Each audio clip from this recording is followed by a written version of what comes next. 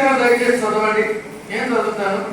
యెహోవా నన్ను బాధించువారు ఎంతో విస్తరించి ఉన్నారు, నా మీదికి లేచువారు అనేకులు. దేవుని వలన అతనికి రక్షణ ఏమీ దొరకదని నన్ను గురించి చెప్పువారు అనేకులు. యెహోవా నీవే నాకు కేడముగాను, నీవే నాకు అతిశయాస్పదముగాను, నా తల ఎత్తువాడవుగాను ఉన్నావు.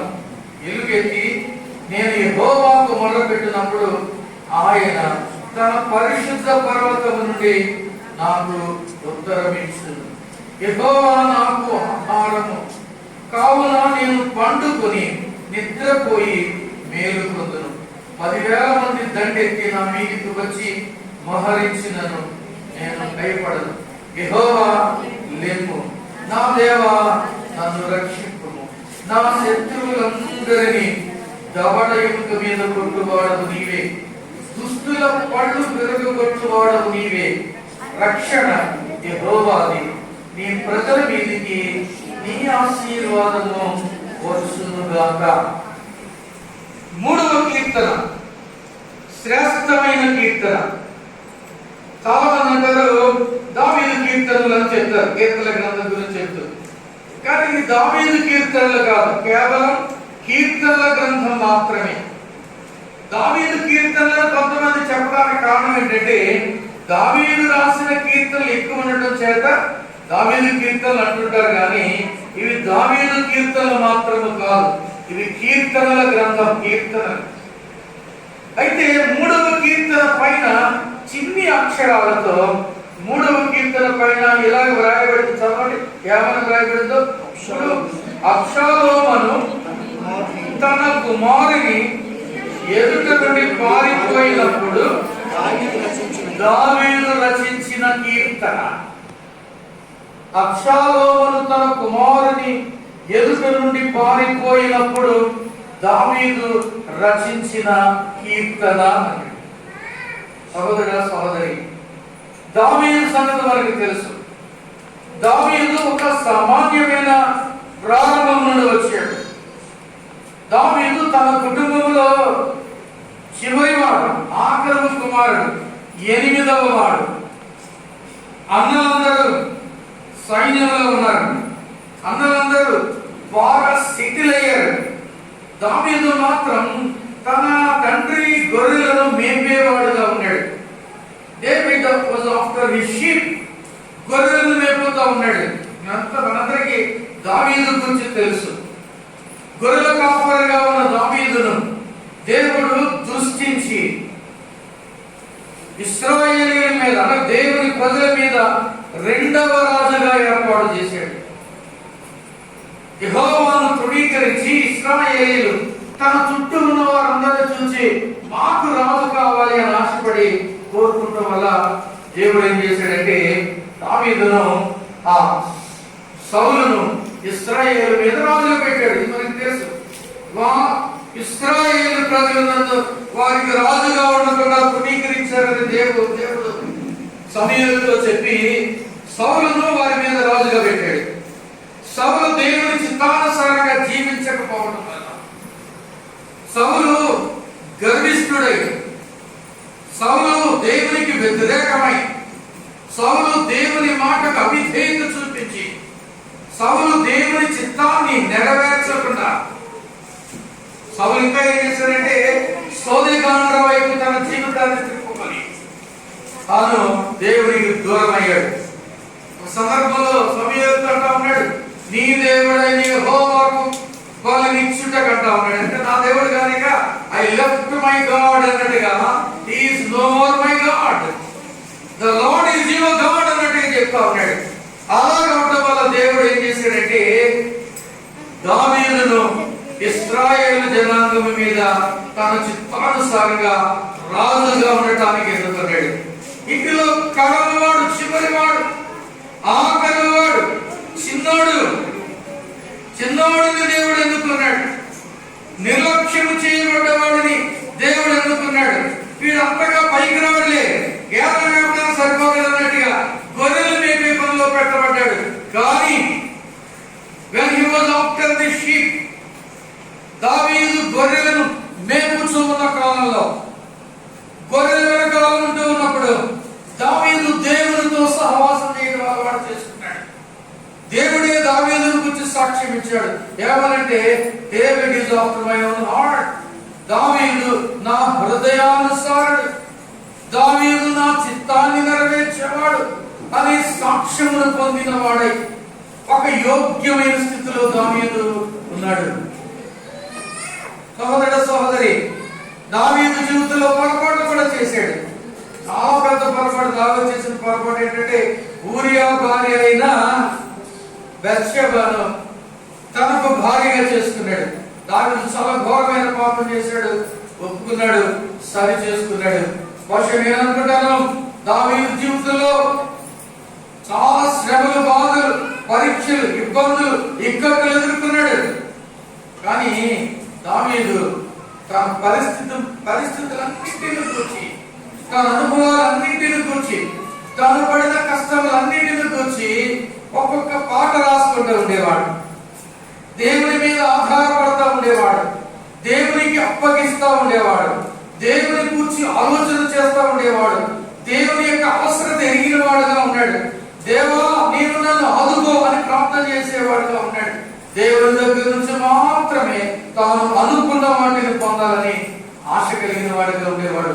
అందుకనే దావీదు తాను ఎదుర్కొన్న ప్రతి పరిస్థితిలో కూడా దేవునికి ప్రార్థన చేస్తూ ఉండేవాడు. ఇక్కడ దావీదు ఒక కీర్తన రాసి పాడుతున్నాడు. ఆ కీర్తన ఎప్పుడు రాశాడు అంటే, మనకు తెలుసు, అబ్షాలోము అనే తన కుమారుని ఎదుటి నుంచి దావీదు పారిపోయినప్పుడు రాశాడు అని బైబిల్లో ఉంది. అబ్షాలోము దావీదు కుమారుడు. ఏం చేశాడు అబ్షాలోము? బైబిల్లో మనకు తెలుసు, అబ్షాలోము తన తండ్రి అయిన దావీదు మీద తిరుగుబాటు చేశాడు, దావీదు మీద యుద్ధాన్ని ప్రకటించాడు, దావీదుకు వ్యతిరేకంగా ఒక గుంపుని ఏర్పాటు చేసుకున్నాడు, దావీదును సింహాసనం నుండి త్రోసివేశాడు, దావీదు ఉపపత్రులైన వారిని ప్రజలందరూ చూచుచుంటుండగా చేర్చాడు, దావీదు మరొక కుమారుడైన అమ్నోనును చంపించాడు. అబ్షాలోము దావీదు చాలా పెద్ద తలపడిగా మారిపోయాడు. అబ్షాలోము దావీదును దుఃఖంలోనికి, దావీదును వేదనలోనికి, దావీదును కష్టంలోనికి, దావీదును శ్రమలలోనికి నెట్టివేశాడు. అబ్షాలోము శ్రమను రాయబడిందంటే, అబ్షాలోము చాలా చక్కని జుట్టు కలిగిన వాడు, అందమైన వాడు, చాలా అందమైన వాడు, బలమైన వాడు. రాజకుమారులందరిలో, ఇశ్రాయేలు జనాంగం అంతటిలో చాలా అందంగా ఉండేవాడట. బహుశా నేను అనుకుంటాను, అబ్షాలోము తన అందమును బట్టి, దేవుడు తనకిచ్చిన రూపాన్ని బట్టి, దేవుడు తనకిచ్చిన కురులు తలను బట్టి, దేవుడు తనకిచ్చిన ఆకర్షణీయమైన ఆ యొక్క ఏమంటారు, ఆ యొక్క రూపాన్ని బట్టి కొంతమందిని ఆకట్టుకుని తప్పుదో పట్టాడు. ఎవరు బిడ్డలారా, నేను వాక్యంలోకి వెళ్తాను ముందు ఒక చిన్ని హెచ్చరిక చేసి ముందుకు వెళ్తారు. దేవుడు నీకు ఒక చక్కని ఆకృతి, నీకు ఒక చక్కని రూపం, చక్కని అందాన్ని ఇచ్చి ఉండొచ్చు.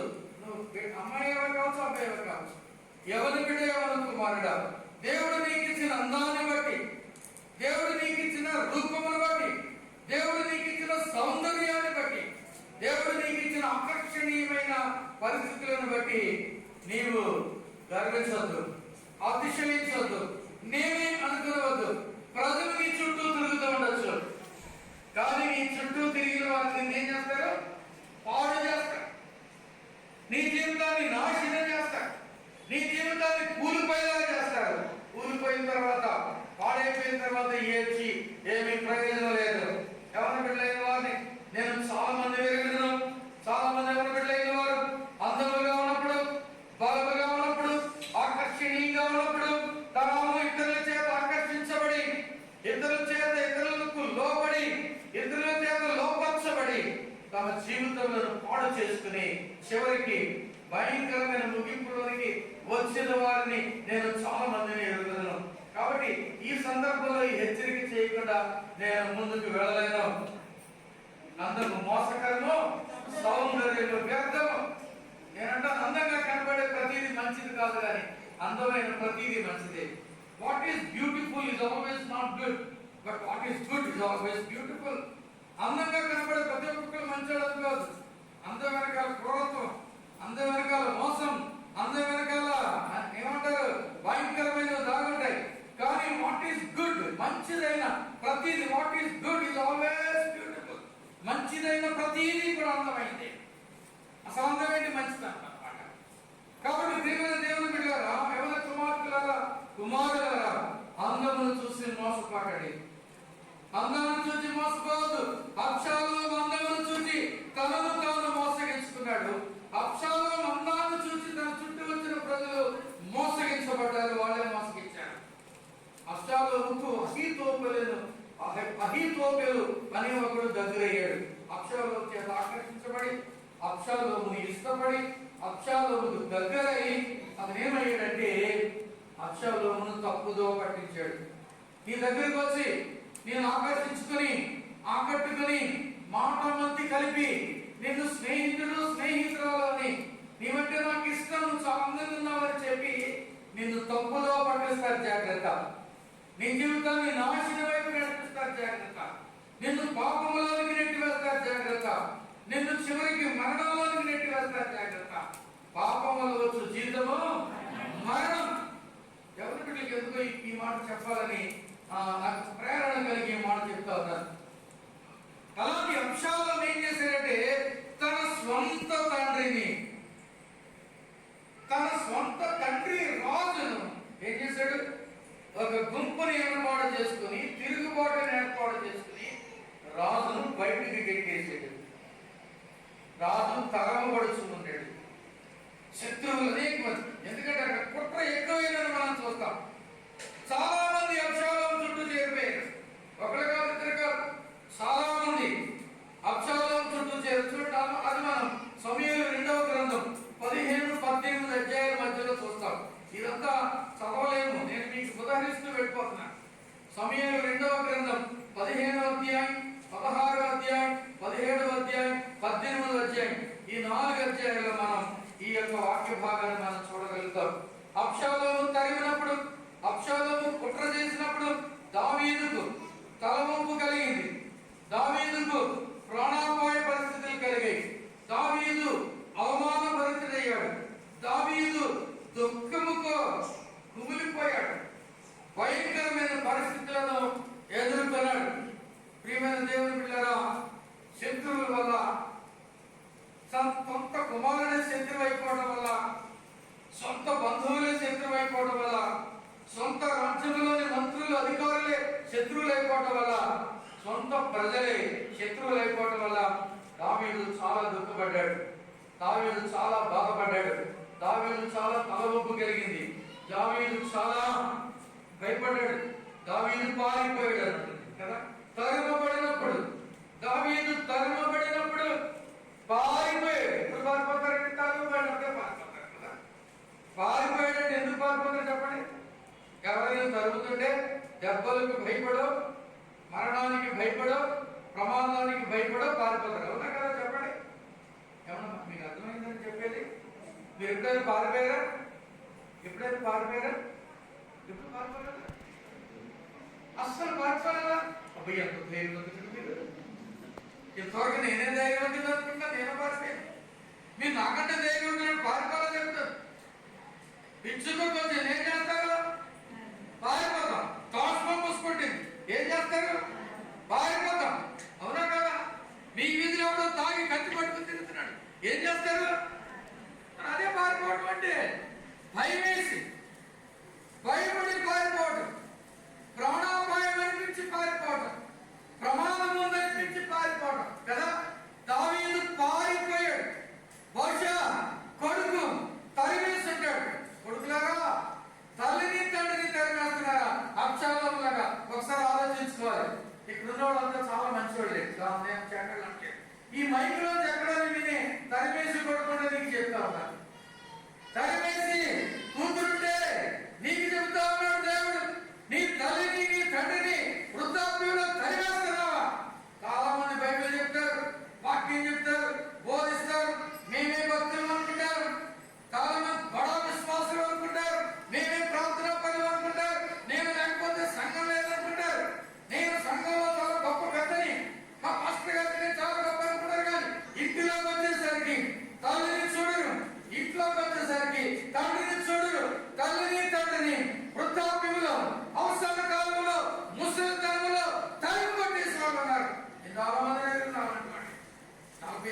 ఇక్కడ సేవకున్నానుగా చాలా మంది దగ్గర నేను I know many people, I visit so many churches, I go to many villages, wherever I go I find people of this kind. నేను చాలా చోట్లకి వెళ్తా ఉంటాను, చాలా చర్చికి వెళ్తా ఉంటాను, చాలా చోట్ల బాధ చేస్తూ ఉంటారు. ఎక్కడికి వెళ్ళినా ఈ తరహా మనుషులు చాలా మంది కనపడతా ఉంటారు. అమ్మను తరివేసేవాడు, నాన్నను తరివేసేవాడు, వృద్ధాప్యంలో వాళ్ళు దోచుకొని వాళ్ళ డబ్బులు దోచుకుని తరివేసేవాడు కనపడతా ఉంటారు. దావీదు ఇంకా వృద్ధుడు కాలేదు, దావీదు ఇంకా ఏలుబడిలో ఉన్నాడు, దావీదు ఇంకా బలంగా ఉన్నాడు. దావీదు చనిపోయినప్పుడు 70 సంవత్సరాలు, 30 ఏళ్ళు రాజు అయ్యాడు, 40 ఏళ్ళు రాజుగా ఉన్నాడు, తర్వాత చనిపోయాడు 70 ఏట. కాబట్టి 70 ఏళ్ళు కూడా రాలేదు. 60-65 సంవత్సరాల వయసులో ఉన్న దావీదును ఏం చేశాడండి? కొడుకు తరిమేశాడు. తరిమేస్తున్నావా? అమ్మను తరిమేస్తున్నావా? నాన్నను తరిమేస్తున్నావా? అత్తగారిని తరిమేస్తున్నావా? మామగారిని తరిమేస్తున్నావా? ఒకసారి ఆలోచించుకో. అత్తగారు అంటే మామగారు అంటే, మామగారు అంటే ఏంటి? ఫాదర్ ఇన్ లా, చట్ట ప్రకారం తండ్రి అంటే మామగారు. మదర్ ఇన్ లా, చట్ట ప్రకారం తల్లి అంటే అత్తగారు. అంటే అత్త మామ ఎవరు మీకు చెప్పండి? తల్లి తండ్రి. తెలిపేస్తారా? తర్వాత నేను ధైర్యంగా చెప్పగలిగి నాకు ఆ చెప్పే సామర్థ్యతని ఇచ్చాడు దేవుడు. నా అత్తగారిని మోసాను నేను, నా మామగారిని మోసాను నేను, నా సొంత తల్లిదండ్రులా చూస్తున్నాను. వృద్ధాప్యులు నా ఇంట్లో పెట్టుకున్నాను. మా ఇల్లు కూలగొట్టి కట్టడం వల్ల ఒకరింటి దగ్గర, మా బంధువుల ఇంటి దగ్గర పెట్టి, మా బావమరి దగ్గర పెట్టి వాళ్ళకి మెయింటెనెన్స్ ఇచ్చి నెలలో 3 సార్లు వెళ్ళి వాళ్ళ బాగోగులు చూస్తూ ఉండేవాడిని. డబ్బులన్నీ పెట్టుకున్నానికి చూసి ఎల్లుడైనా చూస్తాడు. ఈ రోజులు అత్తగారిని మాట్లాడి ఎల్లుడైనా చూస్తున్నాడా? ఏ గోడలైనా చూస్తుందా? నేను ఎందుకు ధైర్యంగా చెప్పగలంటే, నేను నా అత్తగారిని తల్లిలాగా, నా మామగారిని తండ్రిలాగా చూశాను కాబట్టి చెప్తున్నాను. నాకే ఒక్కడిని చెప్తున్నాను, నీవు నీ అత్తగారిని మామగారిని తరిమిస్తూ ఉంటే, వారిని చూడకుండా ఉంటే, ఈ ఉపవాస ప్రార్థన కోటాలో దేవుడు నీతోనే మాట్లాడుతూ ఉంటాడు. దేవుడు నీతోనే అందుకేనేమో ఆశా గురించి చెప్తూ మొదలు పెడితే దేవుడు కాదు, వెళ్ళి 3వ కీర్తన చెప్పమన్నాడు. ఏం చెప్పమన్నాడండి? ఇదిగో తండ్రి గారికి 84 సంవత్సరాలు అనుకుంటా కదా, 84, తల్లి గారికి 91 సంవత్సరాలు. 90 సంవత్సరాలు. నాన్నగారికి 91, నాన్నగారికి మీకు సంవత్సరం తేడా. 90 సంవత్సరాలు. దైవజనులు తల్లిదండ్రులు ఎలా చూసుకుంటున్నారు? ఒకసారి చప్పుడు కట్టి మీ గారికి చప్పుడు కట్టండి. దేవుడు పాస్టర్ గారు ఎంత బాగా చూసుకుంటుండే, ఈ వయసులో వారంతా ఆరోగ్యంగా ఉన్నారు. అలాంటి సేవకులు ఉన్నారా? అలాంటి విశ్వాసులు ఉన్నారా? అలాంటి పెద్దలు ఉన్నారా? వృద్ధాప్యంలో ముదిమి వచ్చినప్పుడు, కష్టకాలంలో, రోగుల్లో తల్లిదండ్రులను అత్తమామలను చూసుకునేవారు. నా తండ్రి గారిని ఇంచుమించు 3 సంవత్సరాలు మోసాను నేను. అందుకే నేను చెప్పగా నా తల్లి గారిని ఈ మధ్య చనిపోయారు. 1 సంవత్సరం పాటు ఇంచుమించు, కొద్ది రోజులు తక్కువ. అంతకు ముందు 13 నెలల పాటు, అప్పుడప్పుడు అంటే 2 సంవత్సరాల 1 నెల పాటు నా తల్లి గారిని వృద్ధాప్యంలో 82 సంవత్సరాల వయసులో చూశాను. కాబట్టి నేను చెప్పగలను, గర్వంగా చెప్పట్లేదు, అతిశయంగా చెప్పట్లేదు. దేవుడు నాకు ఇచ్చిన భాగ్యంగా నేను భావిస్తున్నాను. I carried my father, my నాన్నగారు మోసాను నేను. I carried my uncle అంటే father in law, నా మామగారిని మోసుకెళ్ళి తీసుకెళ్ళాను. I carried my mother, నా తల్లిని మోసాను. I looked after my mother in law, నా అత్తగారిని చూశాను నేను. మీకు అతిశయంగా అనిపించవచ్చు, కానీ నువ్వు చెప్పగలవు అత్తగా, నువ్వు చెప్పగలవమ్మా. పెళ్ళైన వెంటనే అత్త తరిమేసేవాడు, మామగారు తరిమేసేవాళ్ళు ఉంటారు. ఇక్కడ ఎవరున్నారు? ఎవరితో మాట్లాడుతున్నాడు? ఈ దూరశ్రేణుల ద్వారా ఎవరితో మాట్లాడుతున్నాడు? ఈ లైవ్ టెలికాస్ట్ ద్వారా ఎవరితో మాట్లాడుతున్నాడు నాకైతే తెలియదు, కానీ దేవుడు మాట్లాడుతూ ఉన్నాడు. అబ్షాలోము తన స్వంత తండ్రిని తరిమేశాడు. తండ్రిని తరిమేశాడు, తల్లి కూడా ఎక్కువగా తల్లిదండ్రులను తరిమేశాడు. తల్లిని తండ్రిని జాగ్రత్తగా చూసుకోవాలి. బైబిల్ మాటలు చాలా మాటలు ఉన్నాయి, కానీ ఒకటే చెప్తున్నాను. ఎఫెసీయులకు రాసిన పత్రిక 6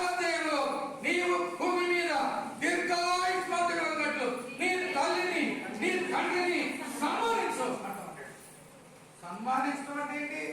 అమ్మకే నాన్నకే మా నాన్నగారు సో అండ్ సో, మా అమ్మగారు సో అండ్ సో అని పెట్టడం కాదు. ముందు ఎవరైనా డాక్టర్లు, స్త్రీలు, శ్రీమతులు పెట్టడం కాదు. అది సన్మానం కాదు. సన్మానం అంటే వారు గౌరవప్రదంగా బ్రతికేలా చూడటం. సన్మానం అంటే వారికి గౌరవం తెచ్చేలాగా మనం బ్రతకడం. ఏంటి? ఒకటి, వారు గౌరవప్రదంగా బ్రతికేలాగా చనిపోయే వరకు వాళ్ళని చూడటం.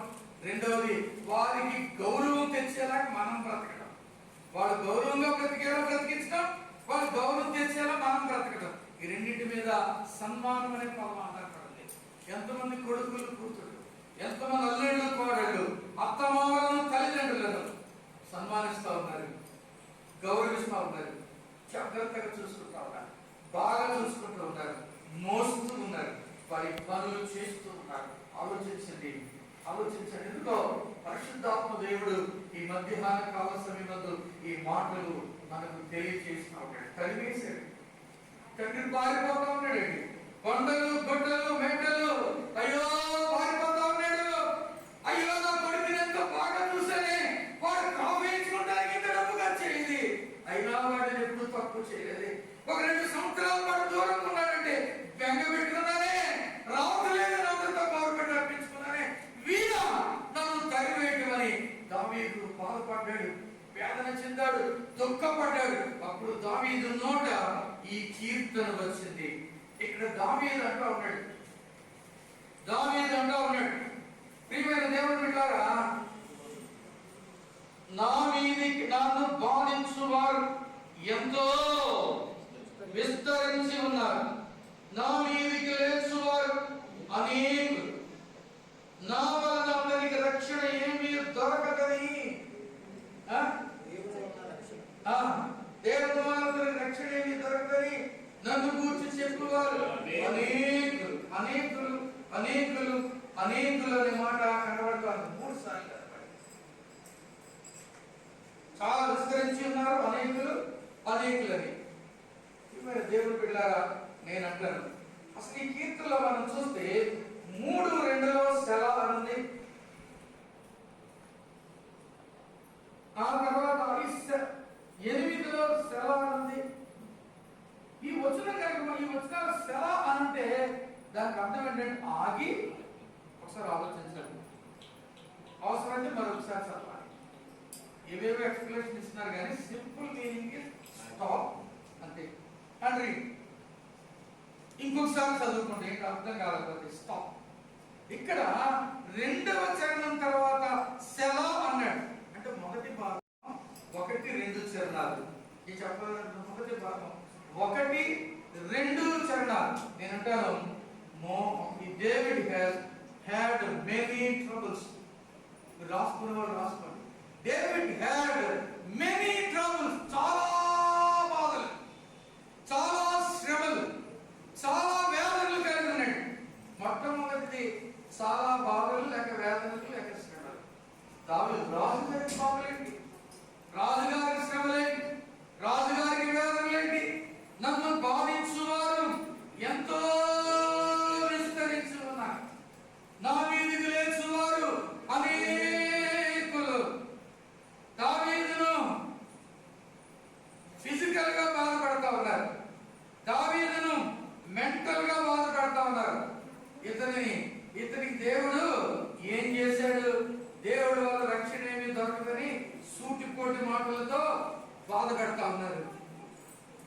మన పరిస్థితి కూడా కొన్నిసార్లు ఇలాగే ఉండొచ్చు, నీ పరిస్థితి కూడా ఇలాగే ఉండొచ్చు, నా పరిస్థితి కూడా ఇలాగే ఉంటుంది. చాలాసార్లు స్వంత వారిగా బాధపడతా ఉంటారు, రక్త సంబంధికులే బాధపడతా ఉంటారు.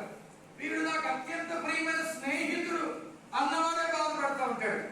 వీళ్ళు నా బంధువులలో నాకు అతి ముఖ్యముగా కావాల్సిన వాళ్ళు అన్నవారే బాధపడతా ఉంటారు.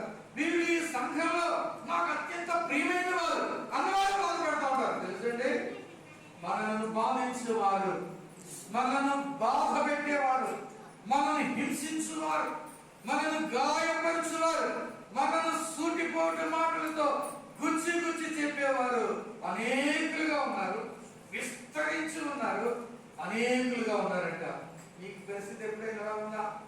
ఒక్కొక్కసారి ఎవరు ఏమి మాట మాట్లాడినా నాకన్నట్టే అనిపిస్తుంది. అవునా కదండి? ఎందుకంటే మన పరిస్థితి అలా ఉంది.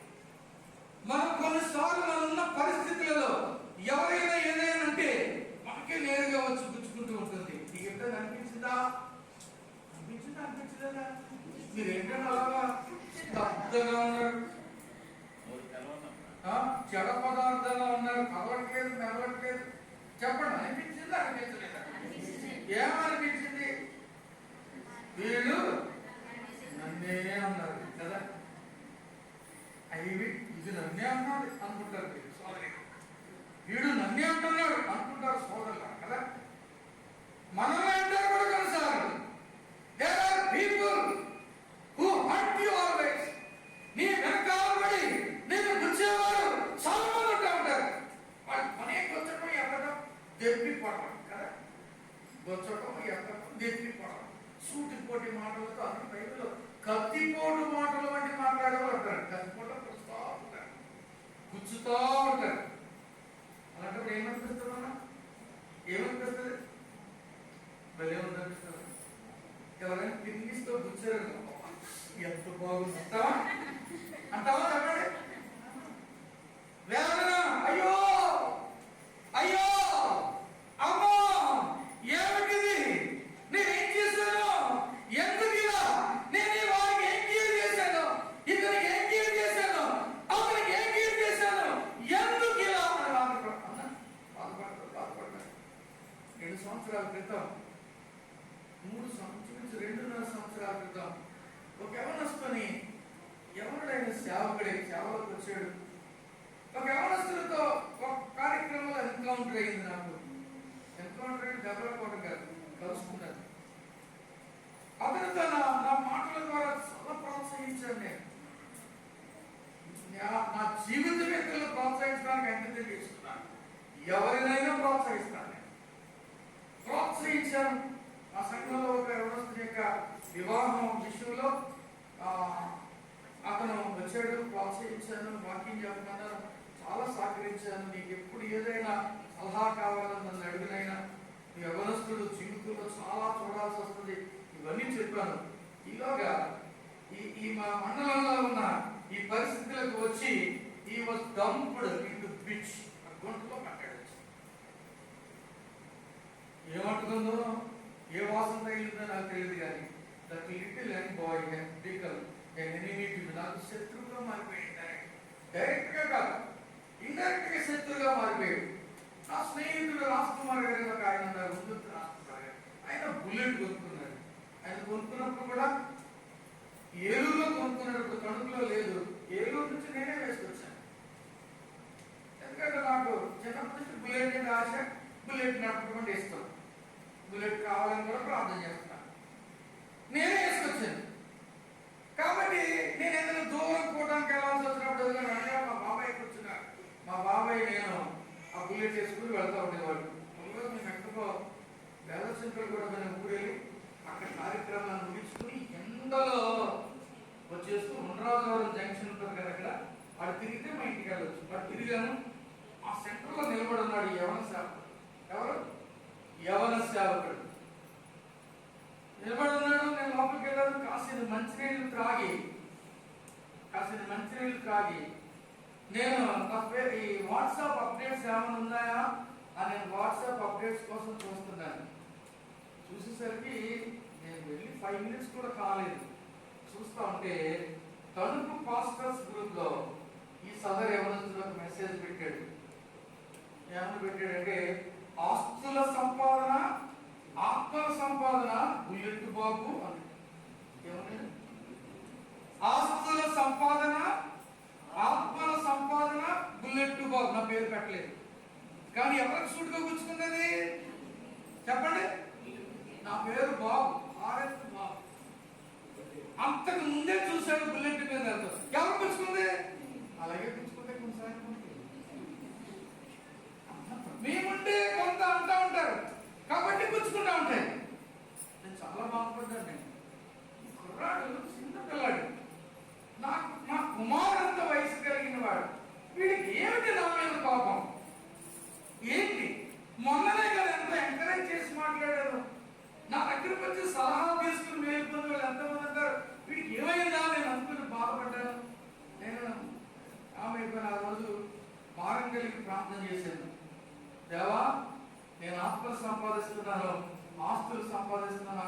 పిల్లాడు వాడికి ఏం తెలుసు? నాకు తెలుసు నాయన, నీకు తెలుసు. నా యవ్వన కాలం నుండి ఎంత ప్రయాసపడుతున్నానో నాకు తెలుసు, నీకు తెలుసు. You know lord. కాబట్టి తప్పక నాకు సొంత బుల్లెట్ అని ప్రార్థన చేశాను. తప్పక నాకు సొంత బుల్లెట్ అని ప్రార్థన చేశాను. కరోనా కష్టకాలం, తిండి లేకుండా ఉన్న రోజులు. అవునా? పాస్టర్స్ ఎంతో మంది నలిగిపోయారు. పాస్టర్స్ కి, కొంతమంది పేద మనుషులకి 1,90,000 రూపాయలు విలువైనవి నేను పంచాను. ఈ రోజుకి పంచుతానన్నాను. ఇప్పుడు కూడా వేసుకుంటే ఈ 3-4 నెలలు 3,5 లక్షలు దాటిపోయి ఉంటుంది. నేను ఇచ్చిన డబ్బులు పంచుతానన్నాను. నేను బుల్లెట్ కొనుక్కోలేదా? కానీ నా వాజ్ ఆస్కింగ్ మై లార్డ్, అడుగుతున్నాను, దేవా నాకు బుల్లెట్ కావాలి, నాకు బుల్లెట్ బాబు అని పేరు పెట్టాడు కానీ చిన్నపిల్లాడు. నిజంగా నేను బుల్లెట్ బాబు చేయని ప్రార్థన చేస్తున్నాను. ఒక్కసారి 2 సార్లు చేశాను, ఎక్కువ చేయలేదు కూడా. I asked my lord. May నెలలో నా స్నేహితుడు ఒక ఆయన నాకు ఫోన్ చేసి, నీకు 55,000 రూపాయలు పంపిస్తున్నాను, మోటార్ సైకిల్ కొనుక్కో. బుల్లెట్ కొనుక్కోవాలనుకున్నాను, మోటార్ సైకిల్ కొనుక్కో, డౌన్ పేమెంట్ కట్టేసి తెచ్చుకోండి.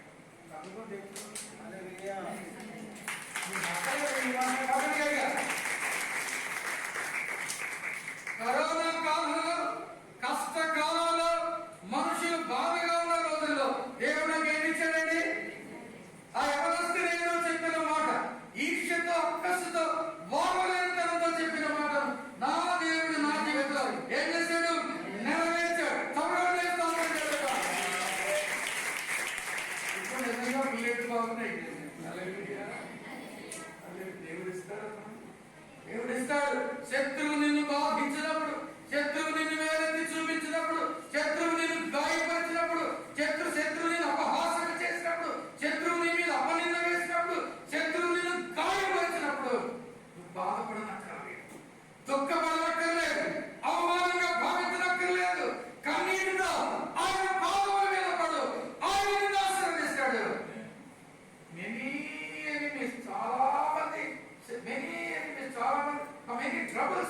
చాలా మంది చాలా శ్రమలు వచ్చాయి. చాలా శ్రమలతో పాటు నన్ను బాధించువారు అనేకులు, మెనీ ఎనిమీస్. రెండవది, ఒకటిది మెనీ ట్రబుల్స్, రెండవది మెనీ ఎనిమీస్. ఒకటి చాలా శ్రమలు. శ్రమలు ఎందుకు వచ్చాయి? Because there were many enemies. చాలా శత్రువులు. కొడుకొక్కడే కాదు, దావీదు తన రాజ్యములో తన చుట్టూ ఉండటానికి పెట్టుకున్న వారు ఎవరో తెలుసండి? మంత్రులుగా, సైన్యాధికారులుగా, సలహాదారులుగా, అలాగే ఉండి పెట్టుకున్న వాళ్ళందరూ అన్ని పిల్లలు, పెద్దనాన్న పిల్లలు, చిన్నాన్న పిల్లలు, మేనవాళ్ళు, మేనత్తలు, ఎవరో పెట్టుకున్నాడు. అందరినీ సొంత వారిని పెట్టుకున్నాడు. తన సొంత వారు, సొంత కుమారుడు, తన సొంత వారు, తన రక్త సంబంధికులు, తన బంధువులు అదుల్లామనే ప్రాంతంలో దావీదు ఉన్నప్పుడు అతని దగ్గరికి వచ్చి అతని చుట్టూ తిరిగి అక్కడ రాకుదేలి ఆ అప్పుల వారు, బంధువులు, ఆ బాధల్లో ఉన్నవారు, ఇబ్బందుల్లో ఉన్నవారు వచ్చి చేరితే 400 మంది, 100 మంది దావీదు యోగ్యులుగా తయారు చేస్తే దావీదు ద్వారా మేలు పొందిన వారే దావీదు మీద ఏమిస్తారండి? నడిపిస్తారు. దావీదుకు శత్రువులైపోయారు. మనం కూడా అంతే. ఎవరికి మేలు చేస్తామో, ఎవరికి సహాయం చేస్తామో, ఎవరిని ఆదరిస్తామో, ఎవరిని హక్కున చేర్చుకుంటామో, ఎవరి అవసరాలు పాలిభాగస్తులు అవుతామో వారి శత్రువులు అవుతారు. ఆలోచించుకొని నన్ను నా స్నేహితులైన వారు కొంతమంది అంటారు, ఏంటో నీ పెట్టుబడి మంచిది కదే, నీ దగ్గర తిని నీ మీద ఏం చేస్తారో తిరుగుబడతారు. నీవు ఎముక లేకుండా నీ చేయనట్టిస్తా ఉంటావు, కానీ నీ పెట్టుబడి మంచిది కాదు. ఇది దేవుని చిత్తమో కాదో ఆలోచించని కొంతమంది పెద్దోళ్ళు కూడా చెప్తున్నారు. అయినా ఈ చెయ్యలో మూసుకుంటూ రావట్లేదు. ఇంకా రాలేదు, వయసు అయితే 50 వచ్చేసింది, కానీ ఇలా మూసుకుంటూ రావట్లేదు. 100 రూపాయల నుండి ఇచ్చేటిని తర్వాత ఏమవుతుందో నాకు తెలియదు. అలాగే ఉన్నాడు, అలాగే పోషిస్తున్నాడు దేవుడు. అలాంటప్పుడు ఏమనిపిస్తుంది? ఎవరికి మేలు చేశామో, ఎవరి కష్టాల్లో పాల్పొందామో, ఎవరి అక్కరను తీర్చామో, ఎవరి అవసరతకు ఆదుకునేందుకు నిలబడ్డామో, ఎవరికి అండగా ఉన్నామో, వారన్నీ అయిపోయిన తర్వాత వారు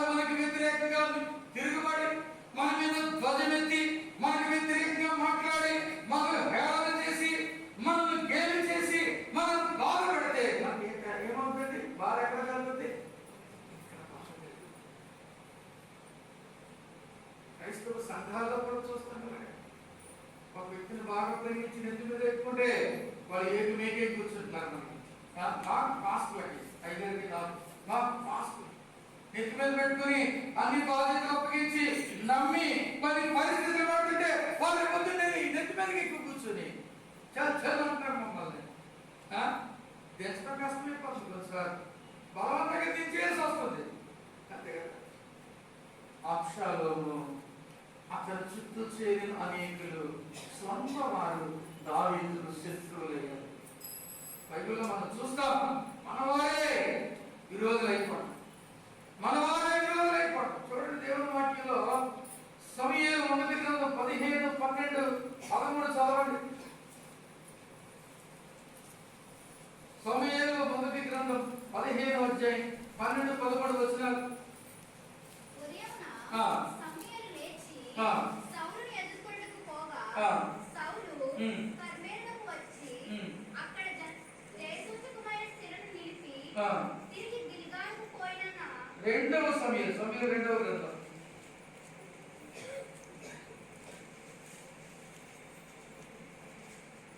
ఇశ్రాయేలు అబ్షాలోము పక్షమున వహించిరని దావీదుకు వర్తమానము రాగా ఇశ్రాయేలీయులు అబ్షాలోము పక్షము వహించి ఉన్నారని దావీదుకు వర్తమానము రాగా దావీదు యెరూషలేమునందున్న తన సేవకులందరికీ ఇలాగూ ఆజ్ఞయించెను, అబ్షాలోము చేతిలో నుండి మనము తప్పించుకొని రక్షణ పొందలేము, పారిపోదము రండి. చూడండి, ఇశ్రాయేలీయులందరూ అబ్షాలోము పక్షమును చేరి దావీదుకు లేచారు కాబట్టి దావీదు సేవకులకు ఇంట్లో పని వారికి మాత్రమే చెప్పి మనం పారిపోదాం రండి అంటాం. 17వ అధ్యాయం చూడండి, 1వ వచనం అలాగే 11వ వచనం చదవండి. ఇది అయిన తరువాత ఒక రథమును గుర్రములను సిద్ధపరిచి తన ఎదుట పరిగెత్తుటకై 50 మంది బంటులను ఏర్పరచుకొనెను. ఉదయముననే అబ్షాలోము తన ముందు పరిగెత్తడానికి 50 మందిని ఏర్పాటు చేసుకున్నాడు. ఉదయముననే లేచి బయలుదేరి గుమ్మపు మార్గమందు ఒక తట్టున నిలిచి రాజు చేత తీర్పు నందుటకై యాజమాడి వారు ఎవరైనా అబ్షాలోము తనను తాను రాజుగా ప్రకటించేసుకున్నాడు, స్వయం ప్రకటిత రాజు అయిపోయాడు. అలాగే 11వ వచనం చదవండి. విందునకు పిలువబడి ఉండి 200 మంది యెరూషలేము నుండి అబ్షాలోముతో కూడా బయలుదేరి ఉండిరి. చూసారా, అబ్షాలోము చుట్టూ జనం ఉన్నారు. ఎంతమంది చూసారో సంఖ్యాపరంగా. 69వ కీర్తన 4వ చరణం చదవండి. 69వ కీర్తన 4వ చరణం.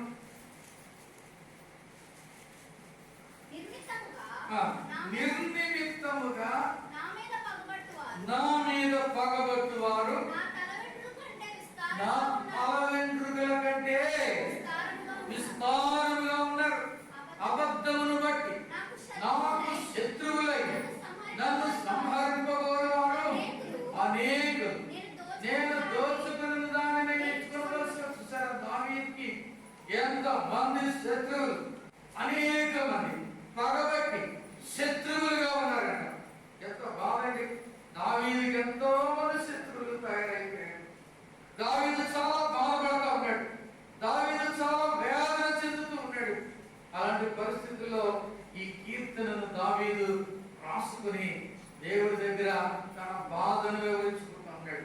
అంతే కదా, బాధ కలిగినప్పుడు, వేదన కలిగినప్పుడు, శ్రమ కలిగినప్పుడు మనము పాట పాడుకుంటూ ఉంటాం. కష్టమైనా ఏమైనా మనం పాట పాడుతాం. 41వ కీర్తన చూడండి, 41వ కీర్తన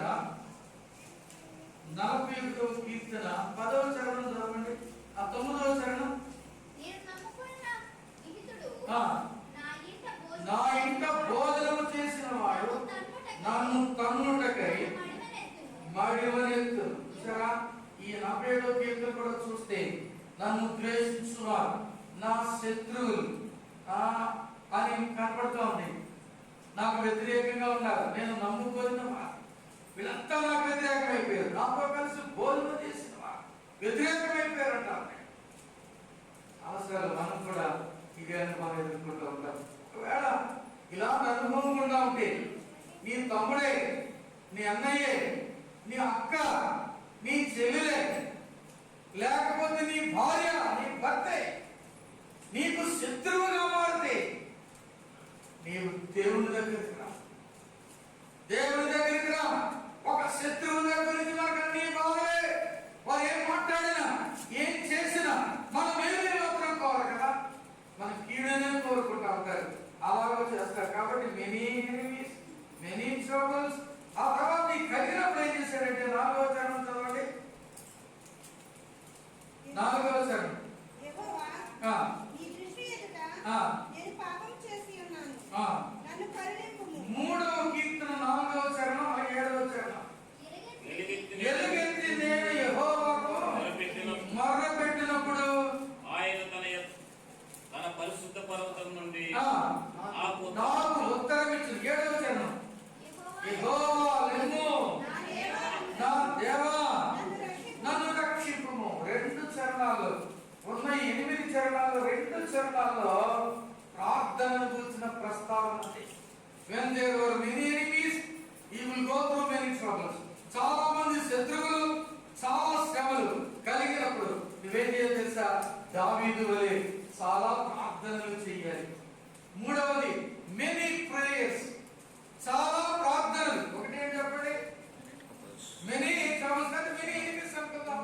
2 మెనీ ట్రబుల్స్. 3వది మెనీ ప్రేయర్స్, చాలా ప్రార్థనలు చేయాలి. శ్రమలు విస్తరించినప్పుడు, శత్రువులు విస్తరించినప్పుడు, బాధలు విస్తరించినప్పుడు నీవు ప్రార్థన చేయాలి. బైబిల్లో ఒక మాట యాకోబు 4:13 చదవండి. యాకోబు 4:13లో మనం చూస్తాం ఒక మాట.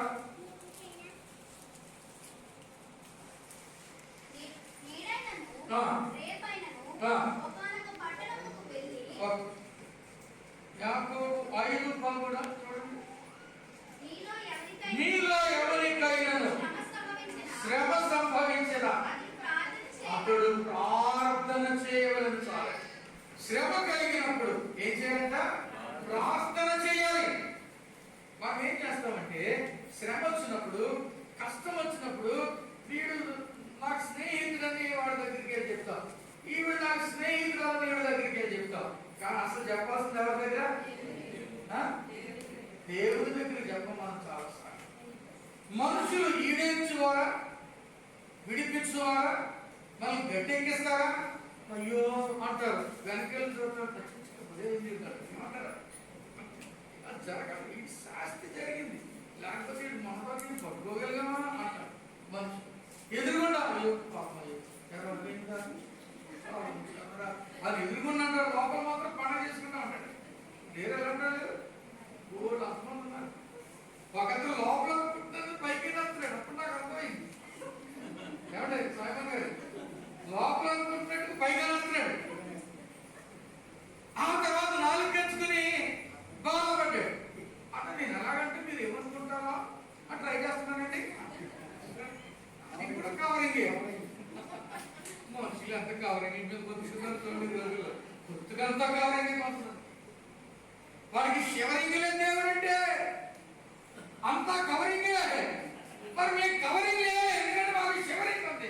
ఎవరంటే దేవుడంటే భయం, దేవుడంటే భక్తి. We don't cover anything. We speak it directly, straight away, right on the face.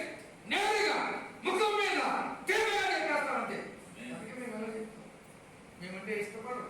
తక్కువ మంది వస్తారు, చూడండి గొప్పల చేపలుగా వచ్చేస్తారు. మనం తక్కువ మంది కూర్చుంటాం. ఎందుకో తెలుసా? సరైన బోధ ఉంటాయి.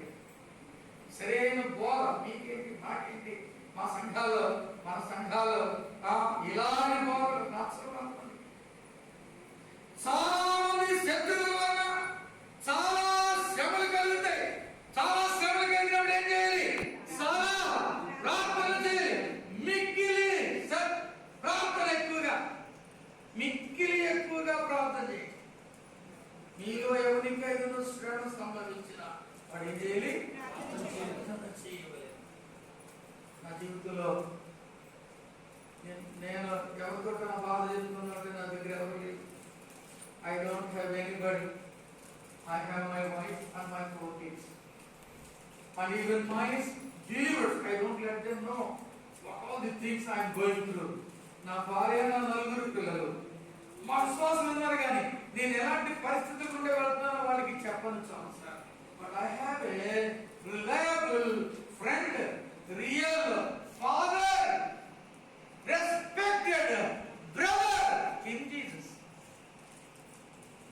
ఆనుకునదగిన స్నేహితుడు, అసలైన తండ్రి, ఆదరించు అన్న ఎవరిలో ఉన్నాడండి? యేసయ్యలో ఉన్నాడు. చప్పట్లు చేస్తూ అవుతున్నాడు. కష్టము కలిగినప్పుడు, రోగము కలిగినప్పుడు, వేదన కలిగినప్పుడు, నిందలు కలిగినప్పుడు, బాధలు కలిగినప్పుడు, ఇబ్బందులు కలిగినప్పుడు, ఇక్కట్లు కలిగినప్పుడు నేను ఒకటే చేస్తాను, ఆయన పాదాల దగ్గర పడిపోతాను. అయిపోయి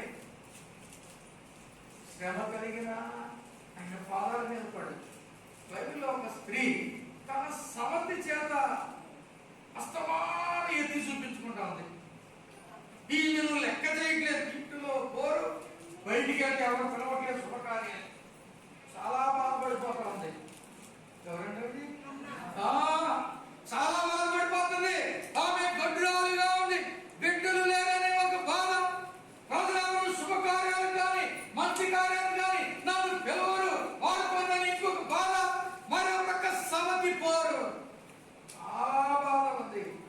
చాలా బాధ ఉంది. ఏం చేసిందండి? ఏం చేసిందండి?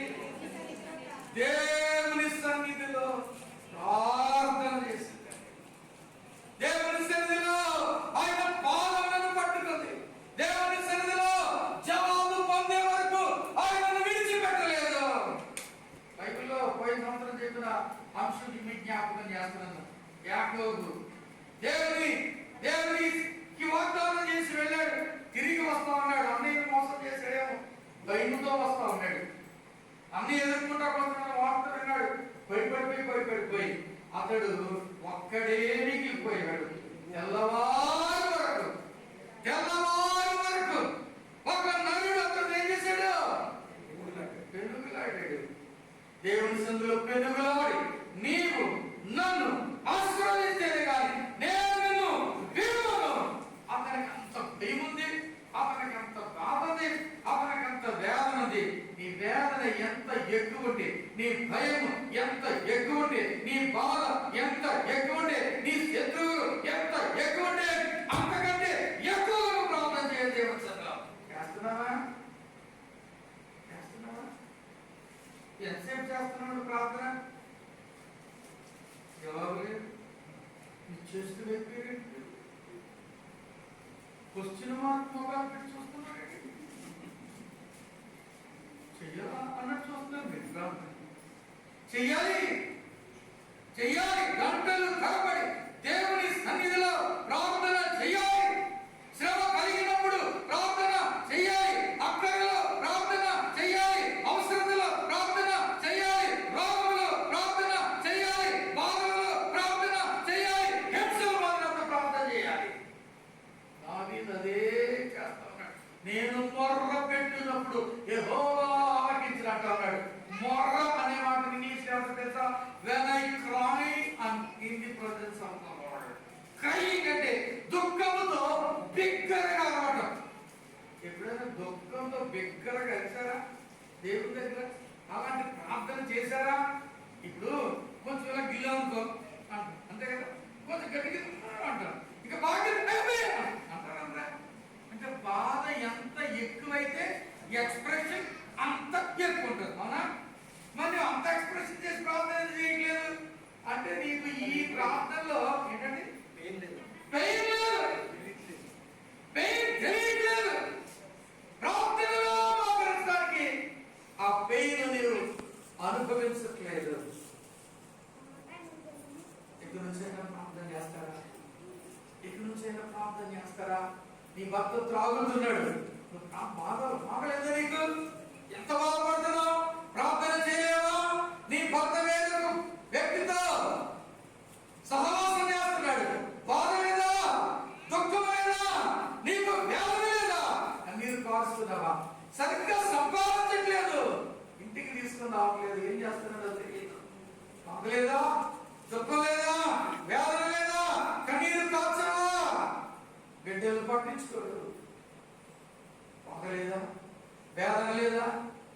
మార్చవా?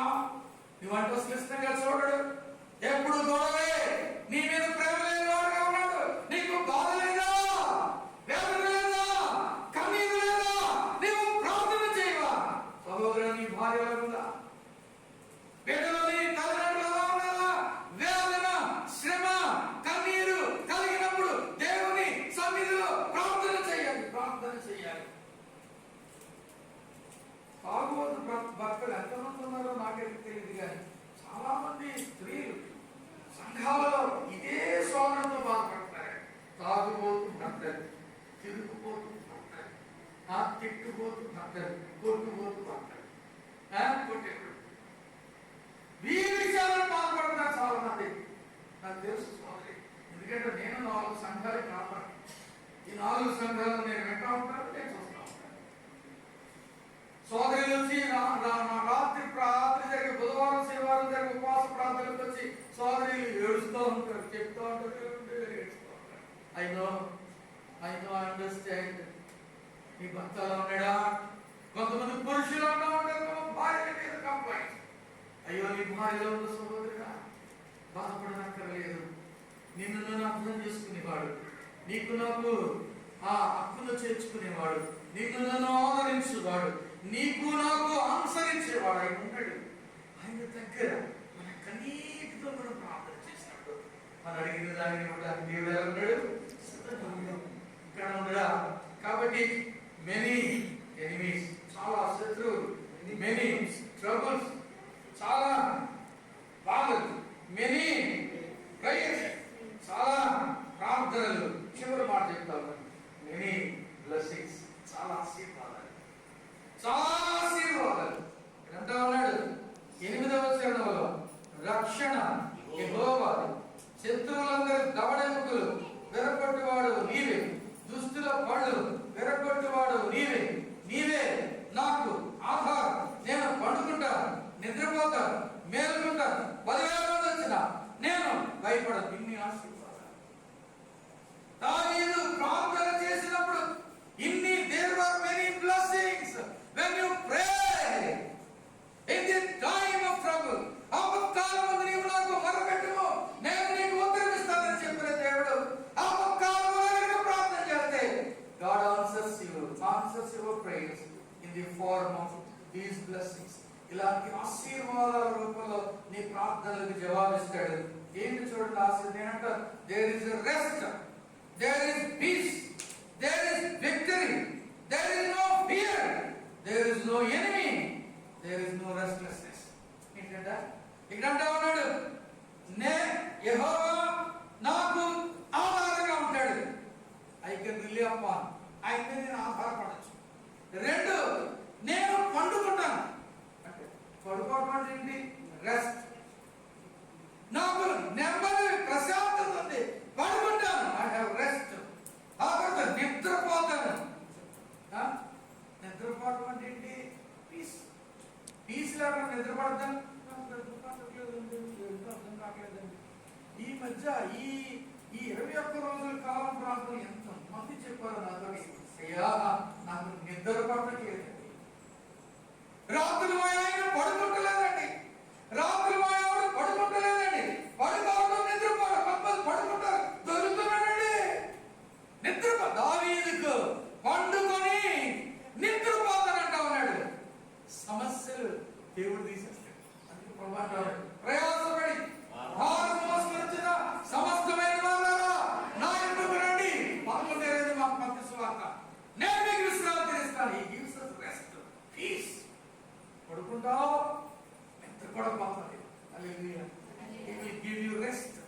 He will give you time to take rest. Peace of mind. Peace ఇస్తాడు నీ మనసు లోపల. యేసు ప్రభు అంటాడు బైబిల్లో, ప్రభు రాయించడం మనకు, నీ భారము యెహోవాకు అప్పగించు.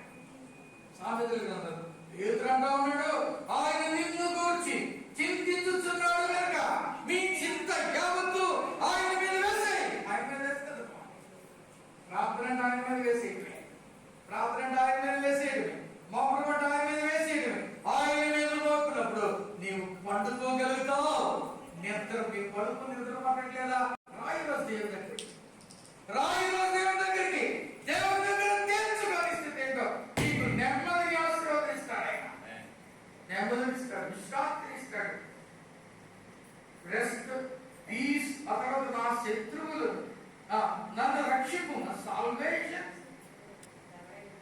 రక్షణ ఇస్తాడు. తర్వాత నేను భయపడను, ధైర్యాన్ని ఇస్తాడు. ఇన్ని ఆశీర్వాదాలే. ధైర్యాన్ని ఇస్తాడు, రక్షణ ఇస్తాడు. ఆ తర్వాత శత్రువులందరూ దెబ్బలు వెనుకొడతాడు, పళ్ళు రాలగొడతాడు. అర్థమేంటి? విక్టరీ ఇస్తాడు, విజయాన్ని ఇస్తాడు. విజయాన్ని ఇస్తాడు, శత్రువులకు విజయాన్ని ఇస్తాడు. శత్రువు మీద విజయం ఇచ్చేవాడు. నేను ఒక్క మాట చెప్తాను, ఇన్ని మనం విన్నాం. ఈ లోక సంబంధమైన శత్రువులు విజయం. నీకు నాకు ఒక శత్రువు ఉన్నాడు. మనందరికీ కూడా ఏమంటారు? అందరికి ఒకే శత్రువు. ఎవరంటే వాడు? వాది. ఎవరిని మింగుదునా అది గర్జించు సింహం వలె వాడు తిరుగుతూ ఉన్నాడు. వాడిని కూడా నీకు విజయం ఇస్తాడు. కాబట్టి దేవుడు స్తోత్రం చేయాలి. నీకు విజయం కావాలా? నీకు విజయం కావాలా? విస్తరించి ఉన్న నీ శత్రువుల నుండి, విస్తరించి ఉన్న నీ బాధల నుండి, విస్తరించిన పరిస్థితుల్లో విస్తారమైన ప్రార్థన చేస్తే విస్తారమైన ఆశీర్వాదాలు ఇచ్చి నీకు విజయాన్ని ఇస్తాడు దేవుడు. ఈ గొప్ప విజయాన్ని మనం పొందుకుందామా? పొందుకోగలిగినట్లు దేవుడు మనకు సదా సహాయం చేయగాక. ఆమేన్. దేవుడి మాటలు మన వెనుకలో దీవించి మనల్ని ఆశీర్వదించును.